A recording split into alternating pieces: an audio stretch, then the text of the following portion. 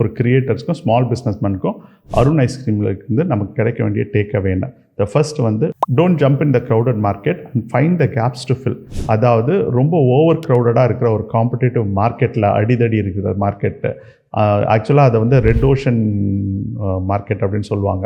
So அந்த மாதிரி மார்க்கெட்டில் நீங்கள் நுழையிறீங்க, அந்த தொழில் தான் உங்களுக்கு தெரியும். இப்போ ஃபார் எக்ஸாம்பிள் தையல் தொழிலில் இருக்கிறவங்க, இல்லை டெக்ஸ்டைல் ரீட்டைல் பண்ணுறவங்க, அல்லது மெடிக்கல் சர்வீசஸ் பண்ணுறவங்க, எந்த இதில் எல்லாமே இன்றைக்கி காம்படிட்டிவாக தான் இருக்குது. அந்த காம்படிட்டிவான மார்க்கெட்டில் ஏதாவது ஒரு இடத்துல ஒரு கேப் இருக்கும், ஏதோ ஒரு இடைவெளி இருக்கும். அந்த இடைவெளியை யாராவது தேடி கண்டுபிடிங்க.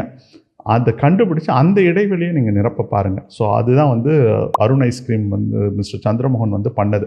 ஸோ ஐஸ்கிரீம் அப்படின்ற அதாவது பால் கெட்டு போகிற பால் பதிலாக கெட்டு போகாத ஐஸ்கிரீம் அந்த கான்செப்டை வந்து அந்த பர்டிகுலர் மார்க்கெட் ஐஸ்கிரீம் அப்படின்ற அந்த ஒரு மார்க்கெட்டுக்குள்ளே அவருடைய ஆரம்பித்தார். இன்றைக்கி அவங்க பால் எல்லாமே விற்கிறாங்க, எல்லா complete set of dairy products அவங்கக்கிட்ட இருக்குது. இந்த விஷயத்தை நம்ம பிஸ்னஸில் அப்படியே அப்ளை பண்ணலாம்.